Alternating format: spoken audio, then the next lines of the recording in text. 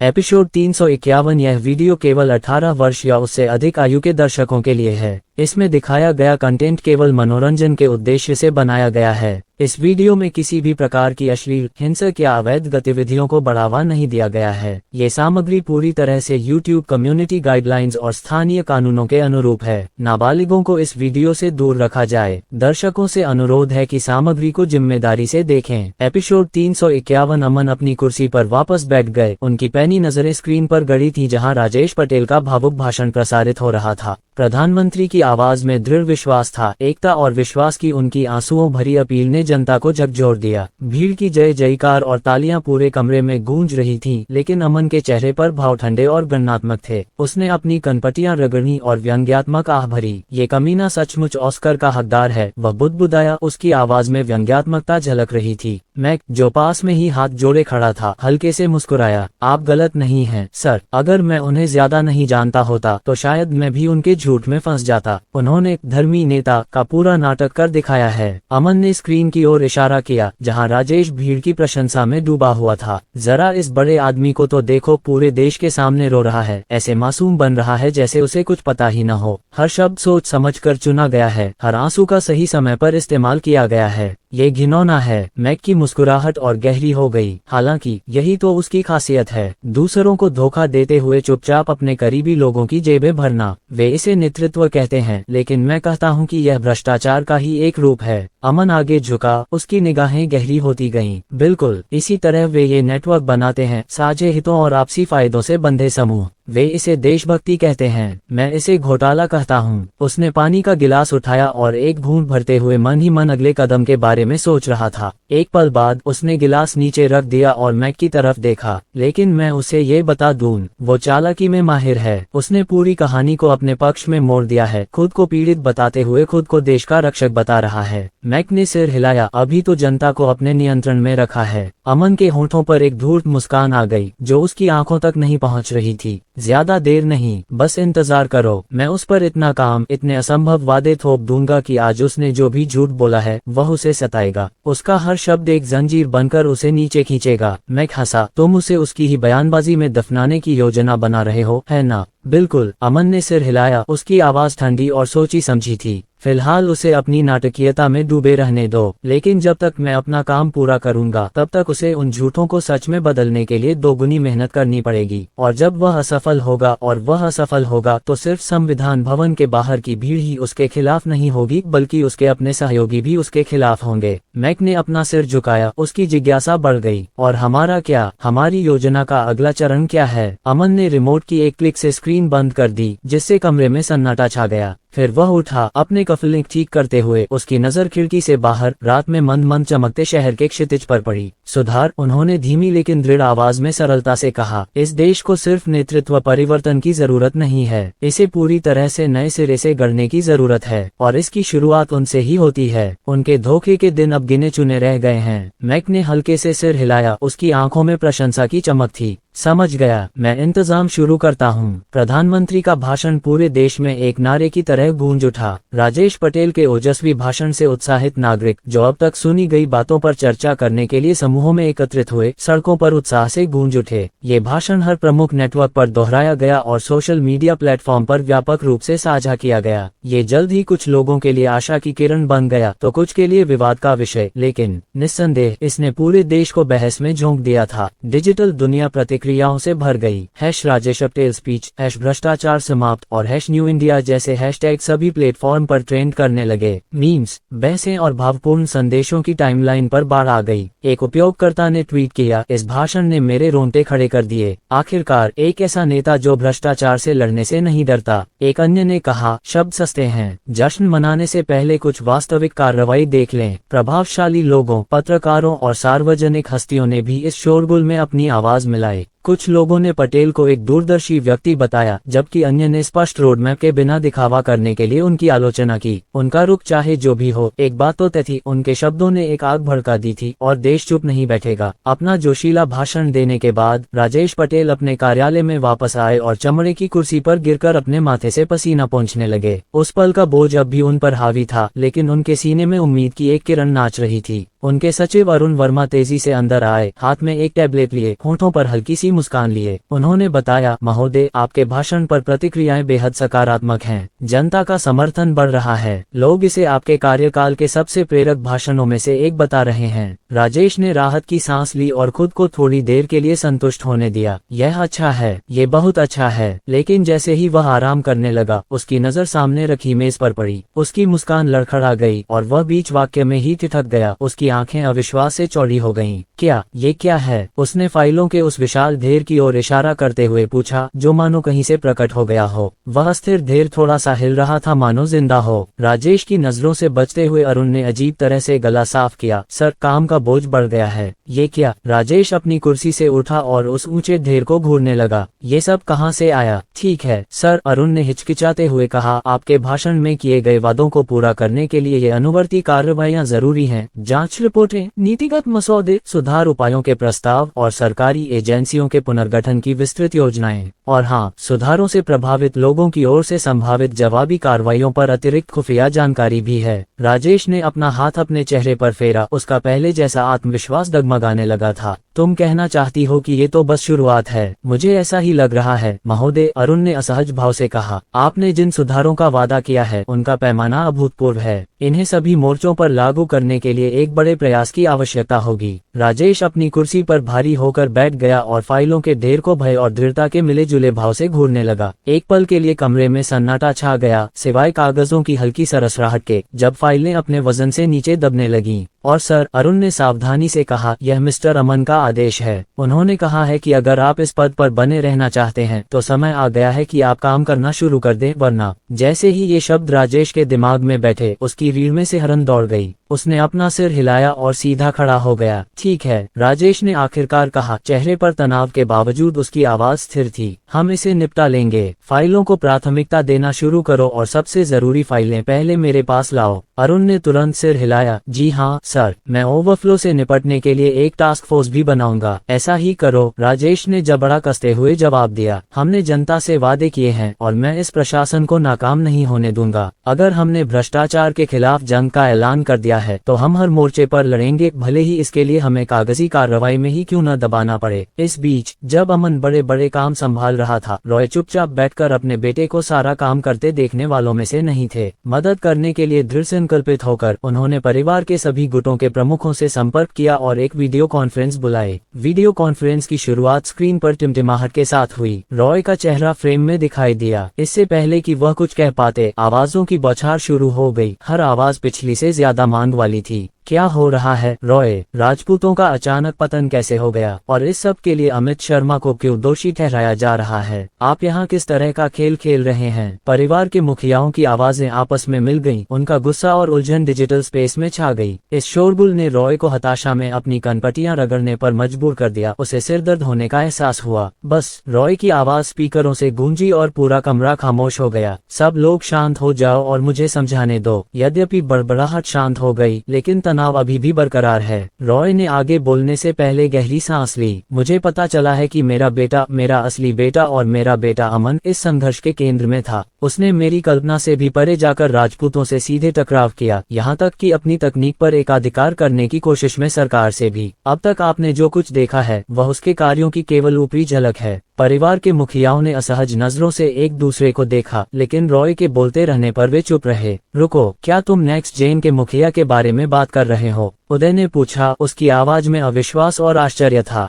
रॉय ने सिर हिलाया और समझाना जारी रखा। अमन ने सिर्फ पलटवार नहीं किया, उसने नियंत्रण भी अपने हाथ में ले लिया। उसने राजपूतों के प्रभाव को टुकड़ों टुकड़ों में तब तक खत्म किया जब तक कि वे पीछे हटने पर मजबूर नहीं हो गए। उसका हर कदम सोच समझकर उठाया गया था और वह कारगर भी रहा। गुकेश अमदानी अपनी स्क्रीन के पास झुके और अविश्वास से अपने होंठ चटकाए। आखिर उसने देश के नौसैनिक बेड़े को कैसे हरा दिया? सबकी निगाहें रॉय पर टिकी थी, उसके जवाब का इंतजार कर रही थीं। बोलने से पहले वह एक पल के लिए झिझका। उसकी आवाज स्थिर थी, लेकिन जो कुछ वह बताने वाला था उसका बोझ था। अमन ने अपने निजी सैनिकों और सैन्य जेटों का इस्तेमाल किया। सैन्य जेट? प्रकाश भोसले की आवाज में अविश्वास था। मुझे मत बताओ कि उसने कोई नया, ज्यादा शक्तिशाली मॉडल विकसित किया है। रॉय ने सिर हिलाया। नहीं, उन्होंने ऐसा नहीं किया। इसके बजाय उन्होंने पुराने रिटायर्ड MiG-29 और दूसरे पुराने लड़ाकू विमान खरीदे और उन्हें मॉडिफाई किया। उनकी टीम ने उन विमानों को युद्ध युद्ध के लिए तैयार करने के लिए री इंजीनियर किया आधुनिक बेड़े से मुकाबला करने में सक्षम। उनके ऐसा कहने के बाद परिवार के मुखियाओं में एक क्षण के लिए सन्नाटा छा गया जब वे इस रहस्योद्घाटन पर विचार कर रहे थे। काबुल उदय ने सबसे पहले इस बात का जवाब दिया। उनकी आवाज तीखी थी। तो उन्होंने स्क्रैप से एफओस बनाए और वो कामयाब रही। ये किसी की भी उम्मीद से कहीं बेहतर काम कर गया, रॉय ने जवाब दिया। राजपूतों ने उसे कम करके आंका था। उन्होंने कभी नहीं सोचा था कि ये पुराने जेट विमान उनके लिए खतरा बनेंगे। उनकी सेना को तबाह करना तो दूर की बात है। प्रकाश ने नाक भान से कुड़ी। उसका संदेह साफ झलक रहा था। और जमीनी सैनिकों का क्या? उसने तो कोई सेना हवा से तो नहीं खींची होगी। रॉय ने हल्के से मुस्कुराते हुए कहा, अमन कुछ सालों से दुनिया भर के लोगों को भर्ती कर रहा है, उन्हें प्रशिक्षण दे रहा है। उसने एक निजी मिलिशिया बनाई है जो सिर्फ उसके प्रति वफादार है और अत्याधुनिक तकनीक से लैस है, जिनमें से ज्यादातर तकनीक उसने खुद विकसित की है या गुप्त रूप से हासिल की है।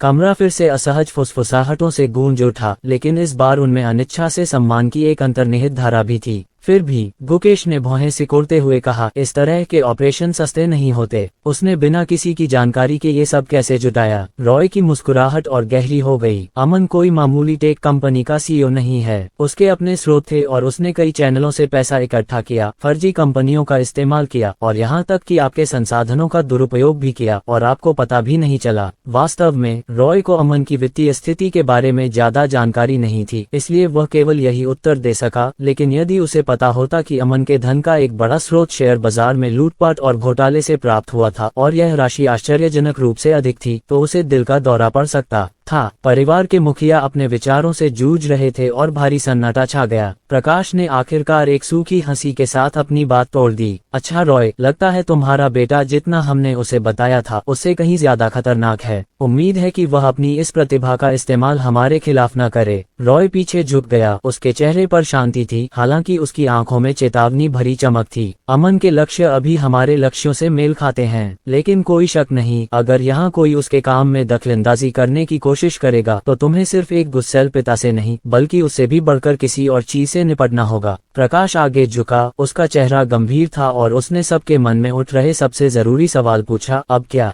बाकी लोग उसकी ओर मुड़े और उसने अपनी बात जारी रखी, मेरा मतलब है अब क्या होगा? चूंकि अब तक सब कुछ उस बूढ़े राजपूत के नियंत्रण में था, इसलिए मुझे कोई आपत्ति नहीं है कि अमन इसे संभाल ले, बशर्ते वह इस गड़बड़ी को संभाल सके। लेकिन इसमें हमारा क्या फायदा? उनके शब्दों ने समूह के बाकी सदस्यों को भी प्रभावित किया और उन्होंने भी तुरंत अपनी चिंताएं व्यक्त की। व्यवसायी होने के नाते उनकी प्राथमिकताएं स्पष्ट थी, मुनाफा और स्थिरता। रॉय ने उनके मन की बात समझते हुए सिर हिलाया। मुझे पता है कि तुम भविष्य को लेकर संशय में हो और सोच रहे हो, इसीलिए मैंने तुम्हें कुछ भेजा है। वह फाइल खोलो जो मैंने अभी तुम्हारे साथ शेयर की है। कॉन्फ्रेंस में एक सूचना की आवाज गूंजी जिसने सबका ध्यान अपने डिवाइस की ओर खींचा। उत्सुकतावश उन्होंने संदेश खोला और फाइल पर क्लिक किया। उनकी स्क्रीन पर जो कुछ सामने आया उससे वे आश्चर्यचकित रह गए। वीडियो में एक बेहद आधुनिक शहर दिखाया गया था, भविष्य का एक ऐसा दृश्य जो लगभग अलौकिक, जीवंत हो उठा था। गगनचुंबी इमारतें नियॉन लाइटों के समुद्र में चमक रही थी। उनके अग्रभागों पर गतिशील डिजिटल डिस्प्ले लगे थे। सड़कों पर रोबोटिक वाहन चुंबकीय पटरियों पर चुपचाप सरक रहे थे। ड्रोन हवा में उड़ रहे थे, सामान पहुंचा रहे थे और शहर पर नजर रख रहे थे, जबकि पैदल यात्री स्वचालित रास्तों और कांच के लिफ्टों पर चल रहे थे जो सेकंडों में इमारतों पर चढ़ जाते थे। जहां भी नजर जाती, नवाचार गतिमान था। रेस्टोरेंट में रोबोटिक सर्विंग स्टाफ थे, सार्वजनिक स्थानों पर होलोग्राफिक सूचना पैनल लगे थे और ऊर्जा ग्रिड ऊंची पवन टर्बाइनों और आकर्षक सौर ऊर्जा से संचालित था। शहर का डिजाइन बेजोड़ था। हरे भरे स्थान अत्याधुनिक तकनीक से जुड़े थे जो इसे न केवल कार्यात्मक बल्कि सुंदर भी बनाते थे। गुकेश अमदानी ने गहरी सांस ली। उनकी पैनी नजरें वीडियो के विवरण पर गौर कर रही थीं। क्या ये किसी तरह का कॉन्सेप्ट मॉडल है या एआई द्वारा तैयार किया गया सिमुलेशन? रॉय उनकी गौर से देखती निगाहों के नीचे हंस पड़ा। अविश्वसनीय है ना? प्रभाव डालने के लिए वह रुका और फिर बोला, लेकिन मैं आपको यकीन दिलाता हूँ ये 100% सच है। यह कोई अवधारणा या बनावट नहीं है, ये शहर मौजूद है। वह आगे झुका, उसके चेहरे पर गर्व भरी मुस्कान उभर आई। दरअसल अगर आपको मेरी बात पर यकीन नहीं है तो आप खुद देख सकते हैं। ये निकोबार द्वीप समूह में मेरे बेटे द्वारा बसाया गया एक शहर है। अगर आप चाहें तो मैं अमन से आपको अंदर आने की इजाजत मांगूंगा। समूह में एक बार फिर सन्नाटा छा गया और लोग उसे अविश्वास से देखने लगे।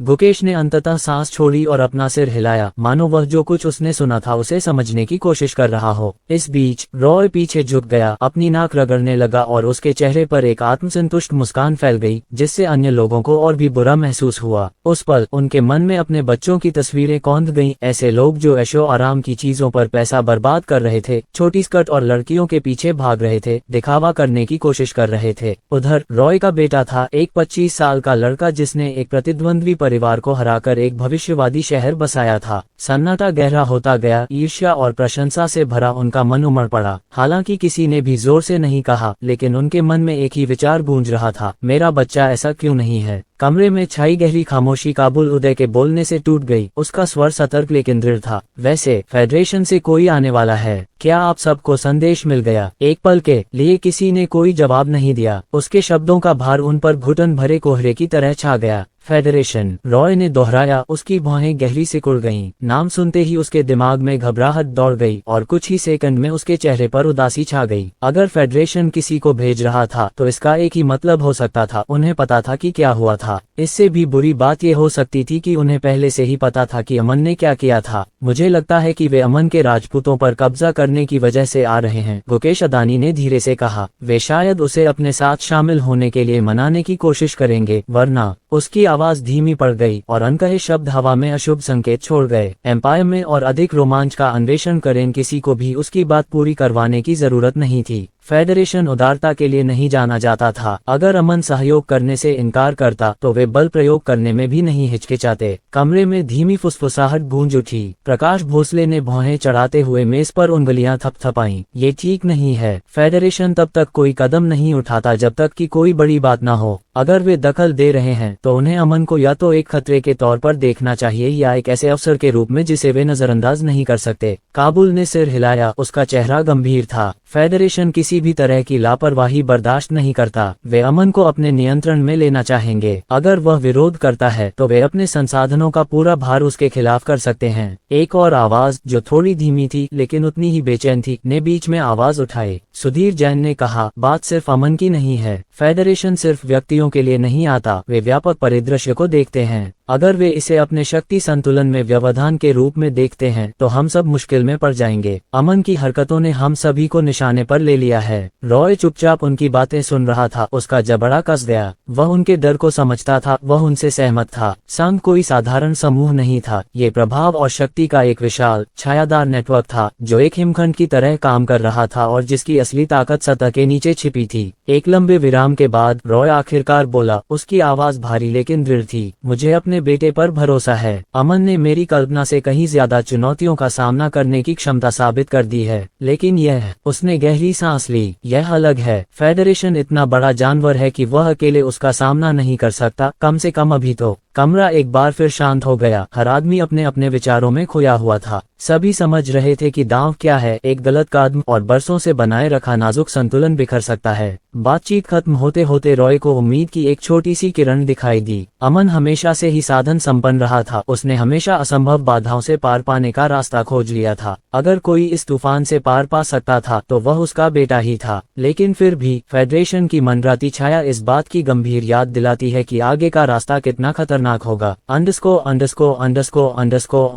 अमन अपनी कुर्सी पर पीछे की ओर झुक गया। उसकी पैनी निगाहें उसके सामने होलोग्राफिक इंटरफेस पर टिकी थीं, जबकि ऑरोरा की आवाज कमरे में गूंज रही थी, हमेशा की तरह शांत और संतुलित। ऑरोरा ने शुरू किया, सर, मैं आपके निर्देशों के अनुसार बैठक पर नजर रख रही हूँ। दिलचस्प बात यह है कि सभी पक्ष टकराव से बचने के इच्छुक दिख रहे हैं। जब तक उनके हित सुरक्षित हैं, वे सहयोग करने को तैयार दिख रहे हैं। अमन मुस्कुराया, उसके चेहरे पर खुशी की एक झलक थी। बड़ी जिम्मेदारी संभालने वाले लोगों से यही उम्मीद की जाती है। वे बड़ी तस्वीर देखना जानते हैं, कोई लापरवाही नहीं, कोई बेवजह दिखावा नहीं। उसने अपनी उंगलियों को कुर्सी के आर्मरेस्ट पर हल्के से थपथपाया। ऑरोरा, क्या हमें इस बारे में कोई सुराग मिला है कि यह फेडरेशन का दूत कौन है? वह अभी क्या कर रहा है? ऑरोरा हिचकिचाई। एक असामान्य विराम जिसने अमन का ध्यान तुरंत खींचा। फिर उसकी आवाज आई जिसमें एक असामान्य अनिश्चितता का भाव था। सर, मैंने संदेश भेजने वाले का पता लगाने की कोशिश की, लेकिन मुझे एक बाधा का सामना करना पड़ा। अमन अपनी सीट पर सीधा खड़ा हो गया, उसकी भौहें सिकुड़ गईं। Road block? हाँ, अरोरा ने उत्तर दिया। यह मेरे सामने पहले कभी नहीं आया। फेडरेशन के डिजिटल हस्ताक्षर मृग तृष्णा की तरह व्यवहार करते हैं। दूर से देखने पर उनका अस्तित्व पता चल जाता है, लेकिन गहराई से जांच करने पर वे गायब हो जाते हैं। ऐसा लगता है जैसे उन्होंने एक लुप्त होने वाला क्रम लागू कर दिया हो, कोडों का एक ऐसा समूह जो जब भी उन तक पहुंचा जाता है गतिशील रूप से खुद को बदल और पुनर्गठित करता है, जिससे एक गतिशील लक्ष्य बनता है जो पकड़ से बच जाता है। अमन की आंखें सिकुड़ गईं, उसका दिमाग तेजी से घूम रहा था। डायनामिक कोड रिस्ट्रक्चरिंग, एक सेल्फ मॉड्यूलेटिंग सिस्टम। वह बुदबुदाया, ये सिर्फ उच्च स्तरीय एन्क्रिप्शन नहीं है, ये तो कुछ और ही है। ऐसा लगता है जैसे उन्होंने अपने सिस्टम को इस तरह प्रोग्राम किया है कि जैसे ही आप उन्हें छूने की कोशिश करेंगे वे अदृश्य हो जाएंगे।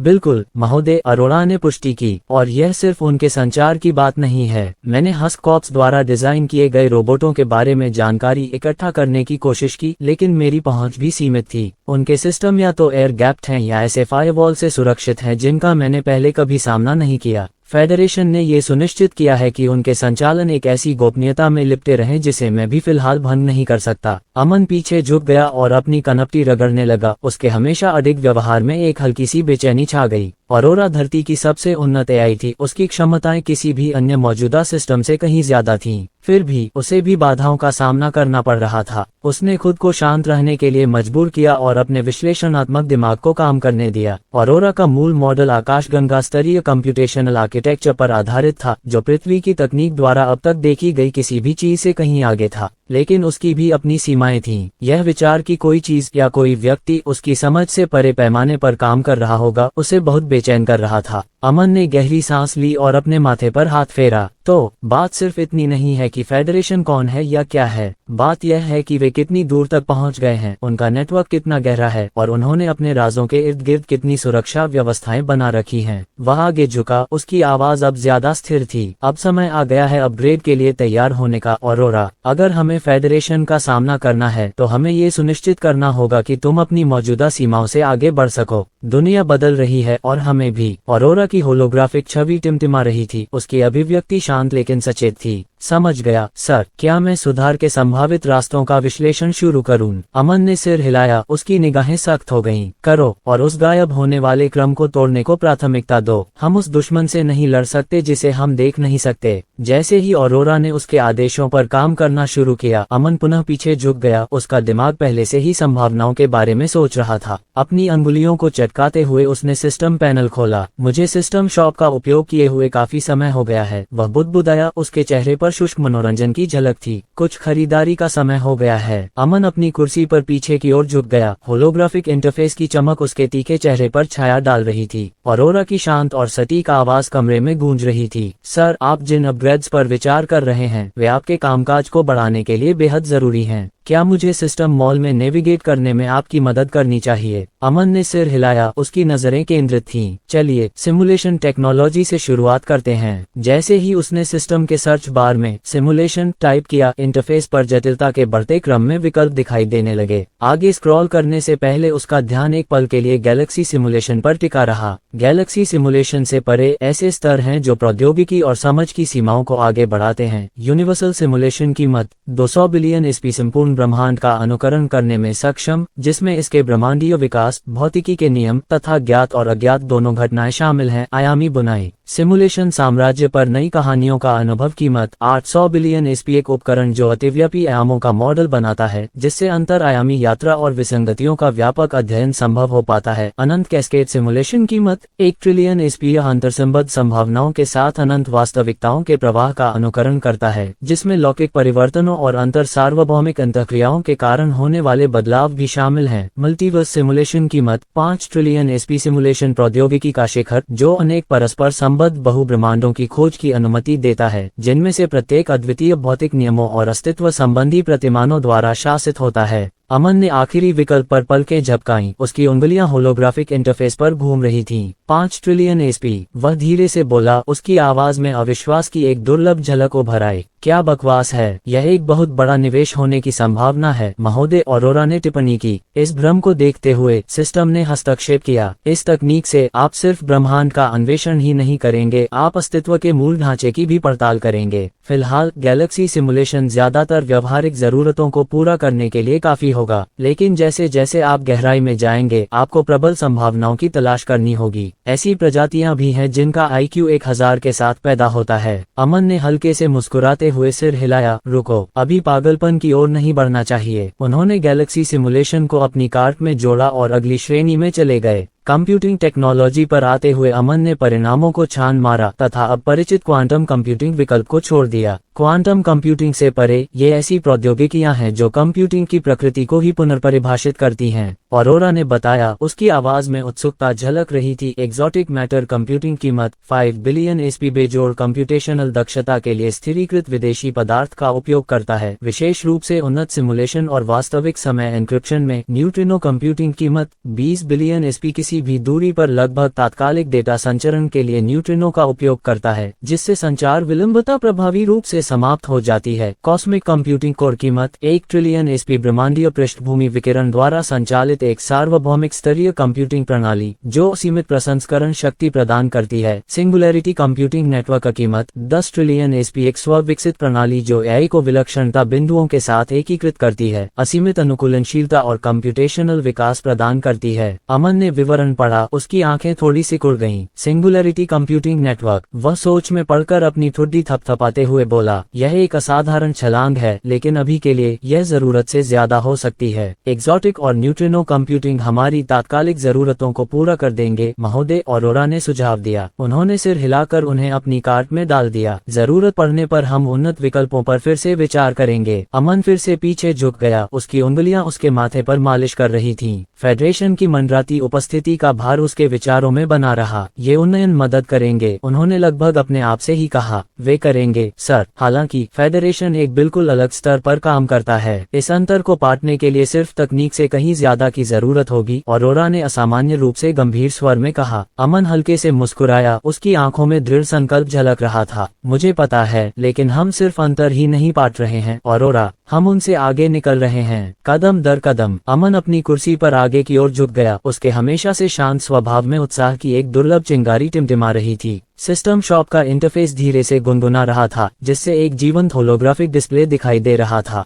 अरोरा के मार्गदर्शन में वह प्रोग्रामिंग सेक्शन में गया और ऐसे उपकरण हासिल करने के इरादे से जो उसकी तकनीकी बढ़त को और बढ़ा सकें। आइए देखें कि सार्वभौमिक स्तर की प्रोग्रामिंग क्या प्रस्तुत करती है, अमन ने बड़बड़ाते हुए कहा। उसकी उंगलियां नियंत्रणों पर सहजता से चल रही थीं। अरोरा की आवाज गूंजी, सर, यूनिवर्सल प्रोग्रामिंग कोड शायद ऐसे फ्रेमवर्क होंगे जो ब्रह्मांडीय नियमों में हेरफेर कर सकते हैं। यहाँ कुछ सबसे उन्नत विकल्प उपलब्ध हैं। क्रोनोस कोड कीमत 50 बिलियन एसपी एक प्रोग्रामिंग ढांचा जो समय संबंधी हेरफेर को एकीकृत करता है, जिससे उपयोगकर्ता नियंत्रित प्रणालियों के भीतर समय को मोड़ने या रोकने वाले कार्यों को एनकोड कर सकता है। समय संरक्षित नेटवर्क या समय विस्तारित वातावरण बनाने के लिए आवश्यक वर्ड स्क्रिप्ट कीमत 300 बिलियन एसपी अंतरिक्ष के निर्वात और आयामी रिक्तियों में कार्य करने के लिए डिजाइन किया गया। ये डार्क मैटर और एंटीमैटर प्रणालियों के साथ अंतःक्रिया को सक्षम बनाता है, जिससे यह अंतर आयामी परिवहन और शक्ति दोहन के लिए आधारशिला बन जाता है। कॉस्मोस कीमत 1 ट्रिलियन एसपी एक स्व-विकसित ऑपरेटिंग सिस्टम जो बहु गैलेक्टिक प्रणालियों, AI एकीकरणों और सार्वभौमिक सिमुलेशनों को प्रबंधित करने में सक्षम है। इसके अनुकूली एल्गोरिदम अत्यंत विषम परिस्थितियों में भी परिचालन दक्षता सुनिश्चित करते हैं। नेक्सस लैंग कीमत 5 ट्रिलियन एसपी बहुब्रह्मांडीय पैमाने पर संचालन के लिए अनुकूलित एक भाषा। ये ब्रह्मांडों में मार्गों को एनकोड करती है, बहुब्रह्मांडीय डेटा प्रवाह का प्रबंधन करती है और स्तरित आयामी सीमाओं के माध्यम से संचार सुनिश्चित करती है। इन्फिनिटी सिंटैक्स कीमत 20 ट्रिलियन एसपी प्रोग्रामिंग भाषाओं का शीर्ष। इन्फिनिटी सिंटैक्स वास्तविकता के मूलभूत ढांचे में हेरफेर की अनुमति देता है तथा ऊर्जा, पदार्थ और स्पेस टाइम पर अद्वितीय नियंत्रण प्रदान करता है। अमन ने विवरणों को गौर से देखा, उसके दिमाग में संभावनाओं के बादल मंडरा रहे थे। लगता है नेक्सस लैंग मेरी कई अंतर आयामी संचार चुनौतियों का समाधान समाधान कर सकता है? उसने जोर से सोचा। बिल्कुल महोदय, ऑरोरा ने उत्तर दिया, लेकिन ऐसे टूल की लागत बहुत ज्यादा है। मैं क्रोनोस कोड से शुरुआत करने, फिर वोइड स्क्रिप्ट पर जाने और जब आधार मजबूत हो जाए तो विस्तार करने की सलाह दूंगी। अच्छा निर्णय। अमन सहमत हो गया और उसने निर्णायक टैब के साथ वोइड स्क्रिप्ट को अपनी कार्ट में जोड़ लिया तथा यह निश्चय किया कि जब वह बेहतर तरीके से तैयार हो जाएगा तो उच्च स्तरीय विकल्पों को तलाशेगा। मैं सोचता था कि मैं अमीर हूँ, लेकिन अब मुझे पता चला कि मैं कितना गरीब हूँ, उसने व्यंग्यात्मक लहजे में कहा। अमन ने गियर बदलते हुए सिस्टम शॉप के मटेरियल सेक्शन की ओर रुख किया। ऑरोरा, चलो मिश्र धातुओं पर गौर करते हैं। मुझे यूनिवर्सल कॉम्बैट सूट और स्पेसक्राफ्ट के लिए पर्याप्त मजबूत सामग्री चाहिए। बिल्कुल महोदय, यहाँ कुछ सबसे उन्नत मिश्र धातुएं उपलब्ध हैं। स्टारफोर्ज मिश्र धातु कीमत 10 बिलियन एसपी, दुर्लभ तारकीय धातुओं और ब्रह्मांडीय धूल का मिश्रण। यह मिश्र धातु हल्की होने के साथ साथ लगभग अविनाशी भी है। असाधारण टिकाऊपन वाले उच्च गतिशीलता वाले लड़ाकू सूट बनाने के लिए आदर्श वॉइड स्टील कीमत 25 बिलियन एसपी। संपीड़ित डार्क मैटर और न्यूट्रॉन तारे के टुकड़ों से निर्मित वॉइड स्टील ऊर्जा हमलों के लिए बेजोड़ प्रतिरोध प्रदान करता है। अंतरतारकीय युद्धों का सामना करने के लिए डिजाइन किए गए अंतरिक्ष यान के लिए बिल्कुल उपयुक्त। एटर्नियम कंपोजिट कीमत 100 बिलियन एसपी। कंपन हार्मोनिक्स से युक्त धातुओं से निर्मित एटर्नियम चरम पर्यावरणीय परिवर्तनों के अनुकूल हो जाता है तथा ब्लैक होल या सुपरनोवा जैसी चरम स्थितियों में भी अपनी संरचनात्मक अखंडता बनाए रखता है। कॉस्मिक एडमंड की कीमत 500 बिलियन एसपी। मरते हुए तारों के कोर से बना एक अति घना मिश्र धातु। ये लगभग अटूट है और रक्षात्मक किलों और उच्च प्रभाव वाले अंतरिक्ष यान बनाने के लिए उपयुक्त है। इन्फिनिटी मिश्र धातु कीमत 2 ट्रिलियन एसपी। भौतिक विज्ञान का शिखर इन्फिनिटी अलॉय परमाणु पुनर्संरचना द्वारा निर्मित है। यह ऊर्जा को अवशोषित और पुनर्निर्देशित करता है, जिससे ये भौतिक और ऊर्जा आधारित दोनों ही प्रकार के हमलों के प्रति अभेद्य हो जाता है। अमन ने विकल्पों पर विचार करते हुए एक धीमी सी सीटी बजाई। इन्फिनिटी अलॉय, यही तो सपना है, लेकिन फिलहाल वॉइड स्टील और स्टारफोर्ज अलॉय ही काफी होंगे। हालांकि हमारे पास इन्हें बनाने के लिए सामग्री नहीं है। एक समझदारी भरा फैसला महोदय। स्टारफोर्ज अलॉय पर्सनल सूट के लिए एकदम सही रहेगा, जबकि वॉइड स्टील अंतरिक्ष यान और बड़े निर्माणों के लिए बेहतरीन है। जहां तक इन्हें बनाने की बात है, हम न्यूलैंड में सिमुलेशन के साथ आगे बढ़ सकते हैं और प्रोटोटाइप में इसकी दक्षता देख सकते हैं। ऑरोरा ने पुष्टि की। अमन ने अपने चयन को अंतिम रूप दिया। उसके होठों के कोनों पर एक हल्की सी मुस्कान तैर गई। इन उन्नयनों के साथ हम सार्वभौमिक प्रभुत्व की ओर पहला कदम बढ़ा रहे हैं। बिल्कुल सर, भविष्य बहुत बड़ा है और ये उपकरण ये सुनिश्चित करेंगे कि हम किसी भी स्थिति का सामना करने के लिए तैयार रहें, ऑरोरा ने जवाब दिया।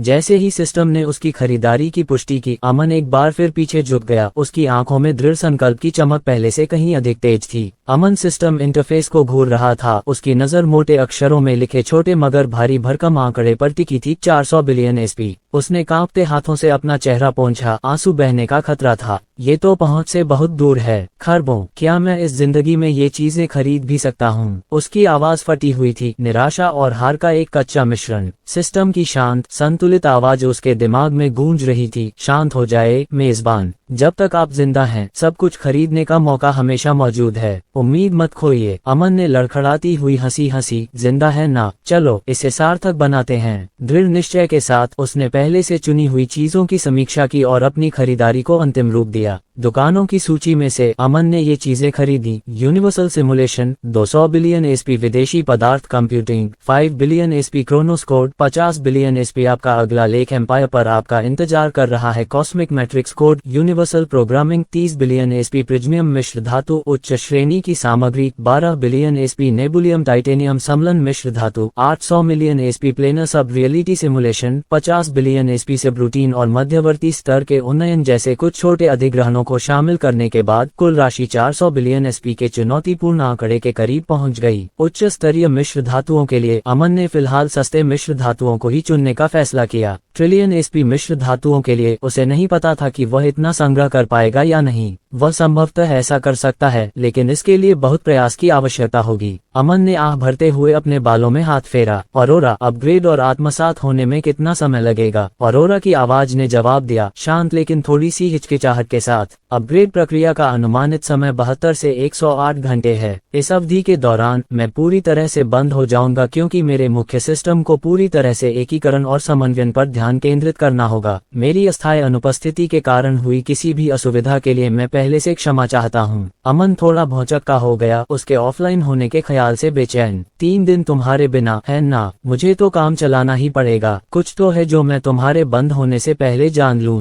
मैंने पहले ही सभी मौजूदा प्रणालियों को स्वायत्त रूप से कार्य करने के लिए अनुकूलित कर लिया है। हालांकि मेरी निगरानी के बिना दक्षता 7.3% तक कम हो सकती है। कृपया इस दौरान उच्च जोखिम वाले संचालन शुरू करने से बचें। फिर उसका स्वर थोड़ा नर्म हो गया। सर, इन अपग्रेड्स के लिए शुक्रिया। इनसे मुझे भविष्य में आपका बेहतर साथ देने में मदद मिलेगी। मैं और भी मजबूत होकर लौटूंगा। अमन उसे अभिनय करते देख हल्के से मुस्कुराया। मुझे भावुक मत करो ऑरोरा, बस जल्दी वापस आ जाओ, हमें बहुत काम करना है। इसके साथ ही ऑरोरा की उपस्थिति धीमी पड़ गई। उसकी सामान्य गतिविधि की गूंज खामोशी में बदल गई। अमन पीछे झुक गया और छत को घूरने लगा, जबकि उसके दिमाग में उद्योगों और नवाचारों की योजनाएं गूंज रही थीं जिन्हें उसे लागू करना था। 72 घंटे, देखते हैं कि मैं अपनी एआई के बिना कितना उत्पादक हो पाता हूँ। अमन अपनी कुर्सी पर पीछे झुक गया और ऑरोरा के बंद होने से पैदा हुए सन्नाटे की हल्की सी गूंज अभी भी सुनाई दे रही थी। उसने अपना कम्युनिकेटर टैप किया और मैक को फोन किया। एक कर्कश आवाज ने तुरंत जवाब दिया, हमेशा की तरह स्थिर और पेशेवर। जी बॉस। मैक, अमन ने गंभीर स्वर में कहा, मुझे राजेश पटेल के भाषण के बाद इंदिरा की स्थिति पर पूरी जानकारी चाहिए। जनता की भावना कैसी दिख रही है? मैक की प्रतिक्रिया तीखी और सीधी थी। राजेश पटेल के भाषण ने काफी प्रतिक्रियाएं पैदा की। जनता बटी हुई है। पारदर्शिता और जवाबदेही के उनके वादों को समर्थन मिला है, खासकर मध्यम वर्ग और बुद्धिजीवियों के बीच। वे उन्हें एक सुधारक के रूप में देखते हैं। लेकिन दूसरी ओर कई लोग संशय में हैं, खासकर जमीनी कार्यकर्ता जो पुरानी व्यवस्था के प्रति वफादार हैं। उन्हें लगता है कि यह सब बातें हैं, इनके पीछे कोई ठोस कार्रवाई नहीं है। अमन ने ध्यान से सुना जब मैक आगे बोल रहा था। एक अंतर्निहित तनाव भी है। विपक्ष षड्यंत्र के सिद्धांतों को हवा दे रहा है, ये दावा करते हुए कि पटेल की चालें बड़े मुद्दों को छिपाने के लिए सुनियोजित और नाटकीय हैं। इससे जनता में अविश्वास पैदा हो रहा है। सोशल मीडिया हमेशा की तरह एक युद्ध का मैदान बन गया है। आधे लोग पटेल की प्रशंसा कर रहे हैं और आधे लोग उनकी आलोचना कर रहे हैं। अमन ने अपनी नाक भींचते हुए आह भरी, और अमित शर्मा का क्या?